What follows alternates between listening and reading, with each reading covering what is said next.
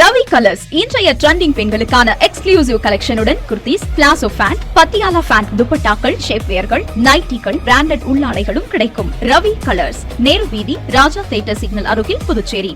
முக்கிய செய்திகள். சேகரிக்க இயலாத 1 லட்சம் வாக்காளர் திருத்த படிவங்களின் தற்காலிக பட்டியல் அரசியல் கட்சிகளுடன் பகிர்வு.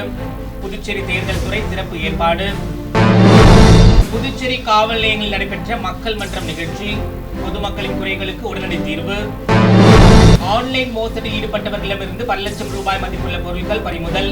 சைபர் கிரைம் காவல்துறையினர் அதிரடி நடவடிக்கை.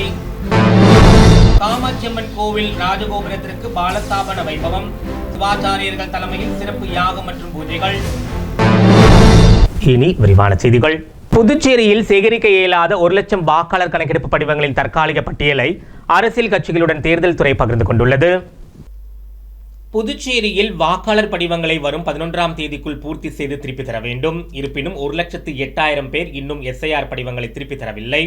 இது குறித்த தகவல்களை அரசியல் கட்சிகளுடன் தேர்தல் துறை பகிர்ந்துள்ளது.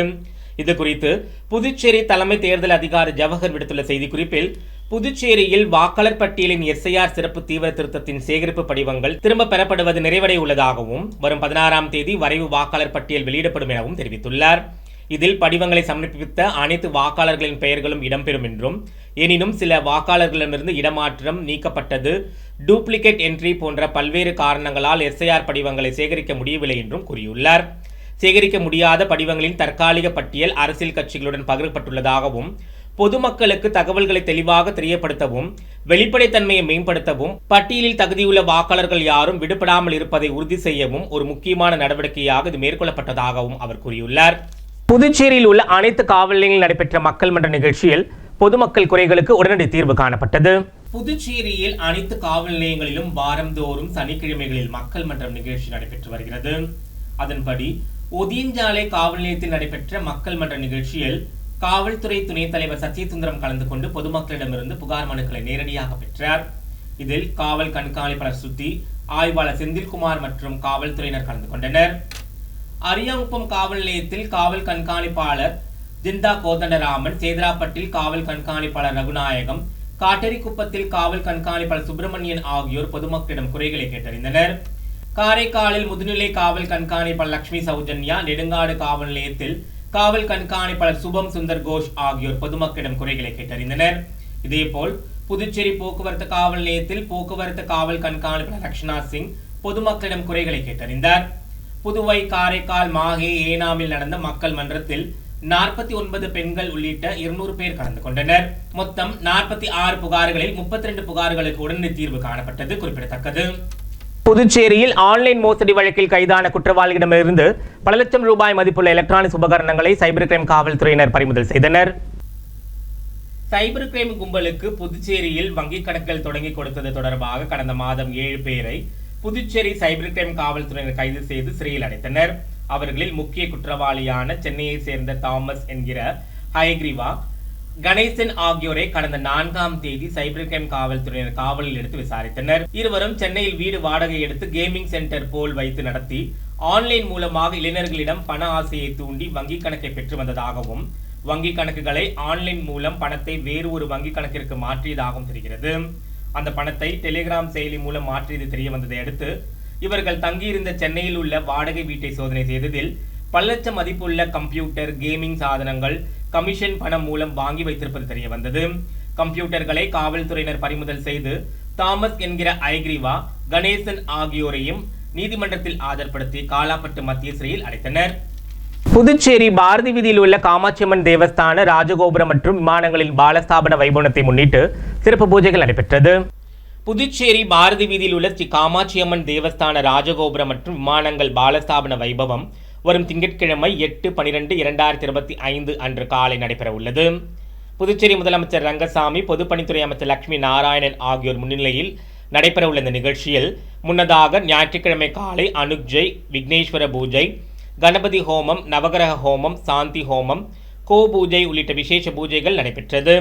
தொடர்ந்து முதல் கால யாக பூஜை, பூர்ணாகுதி நடைபெற்றது. திங்கட்கிழமை காலை 2ஆம் கால யாக பூஜை, மகா பூர்ணாகுதி, யாத்ரா தானம், கடம் புறப்பாடு, பாலபிம்ப ஸ்தாபனம் நடைபெறும். இந்நிகழ்ச்சிக்கான ஏற்பாடுகளை காமாட்சி அம்மன் தேவஸ்தான நிர்வாக அதிகாரி பச்சையப்பன், ஆலய அர்ச்சகர் நீலகண்ட குருக்கள் மற்றும் நிர்வாகிகள் சிறப்பாக செய்து வருகின்றனர்.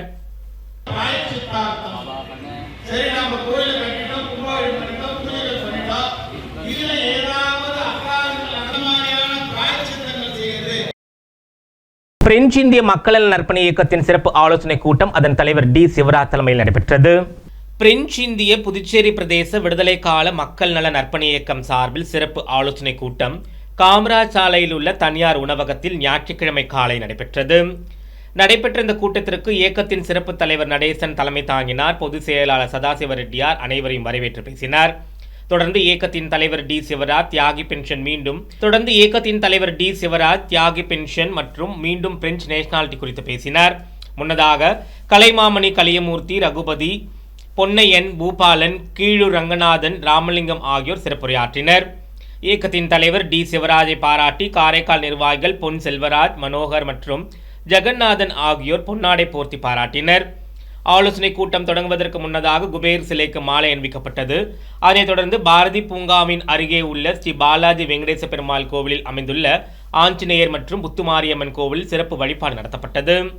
இந்த சிறப்பு ஆலோசனை கூட்டத்தில் உலகமே போற்றப்படும் பாரத பிரதமர் நரேந்திர மோடியை புதுச்சேரி அரசால் மதிக்கப்படாதது அவமானத்திற்குரியது என்றும், துணைநிலை ஆளுநர் கைலாஷ்நாதன் அவர்களால் முறையாக கவனிக்கப்பட வேண்டும் என்றும், உண்மையான தியாகிகள் நலன் காப்பது அரசின் கடமை என ஏகமனதாக தீர்மானம் நிறைவேற்றப்பட்டு மத்திய உள்துறை அமைச்சகத்திற்கு அனுப்பி வைக்கப்பட்டது. மேலும் புதுச்சேரி மத்திய பல்கலைக்கழகத்திற்கு நிலம் கொடுத்த குடும்பத்தினருக்கு வேலை கொடுக்கவில்லை எனவும், சிபிஐ விசாரணை நடத்தப்பட வேண்டும் எனவும் தீர்மானம் நிறைவேற்றப்பட்டது. நிகழ்ச்சியின் நிறைவாக மகளிர் அணி செயலாளர்கள் பிரேமா மற்றும் உதயகுமாரி பாண்டுரங்கம் ஆகியோர் நன்றியுரை கூறினர்.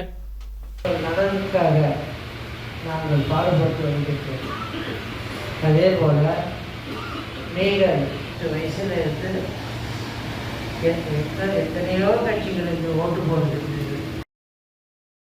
Doctor B.R.. அம்பேத்கரின் நினைவு தினத்தை முன்னிட்டு உழவர்கரை தொகுதிக்குட்பட்ட பல்வேறு பகுதிகளில் அமைந்துள்ள அவரது திருவுருவ சிலைக்கு அம்மா மக்கள் முன்னேற்ற மேற்கு மாநில இணை செயலாளர் முனைவர் லாவண்யா தலைமையில் மாலை அணிவித்து மரியாதை செலுத்தப்பட்டது.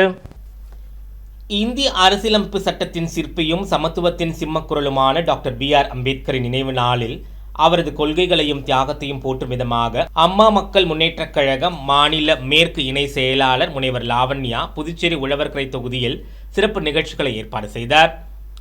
சட்டங்களில் மட்டுமல்லாமல் மனிதர்களின் உள்ளத்திலும் சமத்துவத்தை நிலைநிறுத்த அயராது பாடுபட்ட புரட்சியாளர் டாக்டர் அம்பேத்கரின் பெரும் புகழை போற்றும் விதமாக முனைவர் லாவண்யா உழவர்கரை தொகுதிக்குட்பட்ட பிச்சவீரன்பேட் மற்றும் தக்கக்குட்டை ஆகிய பகுதிகளில் அமைந்துள்ள அம்பேத்கரின் சிலைக்கு நேரில் சென்று மாலை அணிவித்து அஞ்சலி செலுத்தினார்.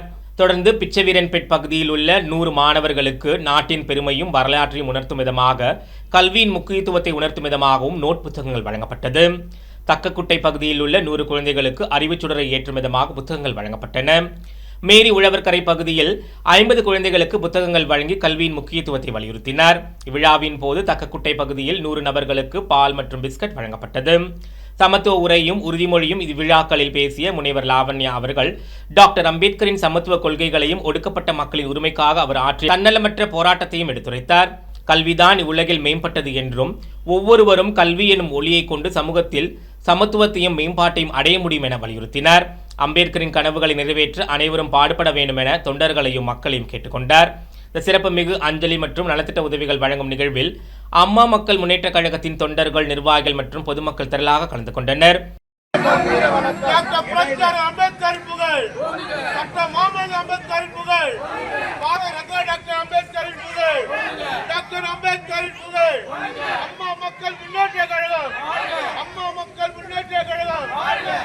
புதுச்சேரி மக்கள் எப்பொழுதும் போல் அதிக அளவில் கொடிநாள் நிதியை வழங்க வேண்டும் என முதலமைச்சர் ரங்கசாமி கேட்டுக் கொண்டுள்ளார்.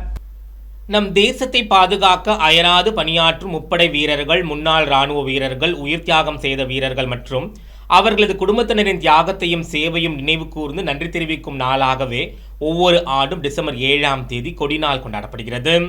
இந்த கொடிநாள் குறித்து புதுச்சேரி முதலமைச்சர் ரங்கசாமி விடுத்துள்ள வாழ்த்து செய்தியில், நமது நாட்டின் பாதுகாப்பை உறுதி செய்வதில் வீரர்கள் காட்டும் வீரம், துணிச்சல் மற்றும் தியாகங்களுக்கு நாடு என்றும் கடமைப்பட்டுள்ளதாகவும், நாட்டின் எல்லை சாமிகளாக விளங்கும் இராணுவ வீரர்கள் மற்றும் அவர்களது குடும்பத்தினரின் நலனில் அக்கறை காட்டுவது அனைவரின் கடமையாகும் என தெரிவித்துள்ளார். அதன்படி ஆண்டுதோறும் கொடிநாள் நிதி அனைத்து தரப்பினரிடம் பெறப்பட்டு இராணுவ வீரர்கள் மற்றும் அவர்களின் குடும்பத்தினர் நலனுக்காக பயன்படுத்தப்படுவதாகவும் ஒவ்வொரு ஆண்டும் கொடிநாள் நிதி வழங்குவதில் புதுச்சேரி மக்கள் சிறப்பான பங்களிப்பை வழங்கி வருவது மகிழ்ச்சி அளிப்பதாகவும் குறிப்பிட்டுள்ளார். படை வீரர்கள் மற்றும் அவர்களது குடும்பத்தாரின் தியாகங்களை நன்றியுடன் நினைவு கூர்ந்து இந்த ஆண்டும் கொடிநாள் நிதியை மனமுன்வந்து தாராளமாக வழங்கி தமது கடமையை வெளிப்படுத்த வேண்டும் என அனைவரையும் கேட்டுக்கொள்வதாக அந்த வாழ்த்துச் செய்தியில் புதுச்சேரி முதலமைச்சர் ரங்கசாமி தெரிவித்துள்ளார். புதுச்சேரி முதலியார்பேட்டை தொகுதி பாரதிய ஜனதா கட்சி வணிக பிரிவு சார்பில் அம்பேத்கரின் நினைவு தினத்தை முன்னிட்டு மரப்பாலம் சந்திப்பில் அவரது திருவுருவப்படத்திற்கு மலர் தூவி மரியாதை செலுத்தப்பட்டது. புதுச்சேரி முதலியார்பேட்டை சட்டமன்ற தொகுதி பாரதிய ஜனதா கட்சி மாநில வணிக பிரிவு சார்பில் டாக்டர் B.R. அம்பேத்கரின் நினைவு தினம் அனுசரிக்கப்பட்டது. அரசியலமைப்பு சட்டத்தை உருவாக்கிய சட்ட மாமேதை டாக்டர் அம்பேத்கரின் நினைவு தினத்தை முன்னிட்டு முதலியார்பேட்டை கடலூர் சாலை மரப்பாலம் சந்திப்பு அருகில் அம்பேத்கரின் திருவுருவப்படம் மலர்களால் அலங்கரித்து வைக்கப்பட்டிருந்த நிலையில் பாரதிய ஜனதா கட்சியின் மாநில வணிக பிரிவு தலைவரும் முன்னாள் நகர்மன்ற உறுப்பினருமான சத்யராஜ் மாலை அணிவித்து மலர் தூவி மரியாதை செலுத்தினார். இதைத் தொடர்ந்து பொதுமக்களுக்கு அன்னதானம் வழங்கப்பட்டது. இந்நிகழ்ச்சியின் போது நகர மாவட்ட துணைத் தலைவர் சின்னத்தம்பி உள்ளிட்ட பாரதிய ஜனதா கட்சியின் பல்வேறு அணிகளை சேர்ந்த நிர்வாகிகள் பலர் கலந்து கொண்டனர். அடுத்து வருவது புதுவையில் இன்றைய தங்கம் மற்றும் வெள்ளி விலை நிலவரம். இன்றைய தங்கம் வெள்ளி விலை விவரம். புதுவையில் இன்றைய தங்கம் வெள்ளி விலை விவரம் வழங்குபவர்கள் முத்து கோல்ட் ஹவுஸ், பாண்டிச்சேரி. தங்கம் 1 கிராம் 11,930 ரூபாய். இன்றைய தங்கம் வெள்ளி விலை விவரம். வெள்ளி 10 கிராம் 1960 ரூபாய். இத்துடன் ஏஎம்என் செய்திகள் நிறைவடைந்தன. வணக்கம். புதுச்சேரி உங்கள் AMN டிவி செய்திகளை யூடியூபில் உடனுக்குடன் காண AMN டிவி பாண்டிச்சேரி சேனலை சப்ஸ்கிரைப் செய்யுங்கள். பெல் பட்டனை மறக்காமல் கிளிக் செய்யுங்கள்.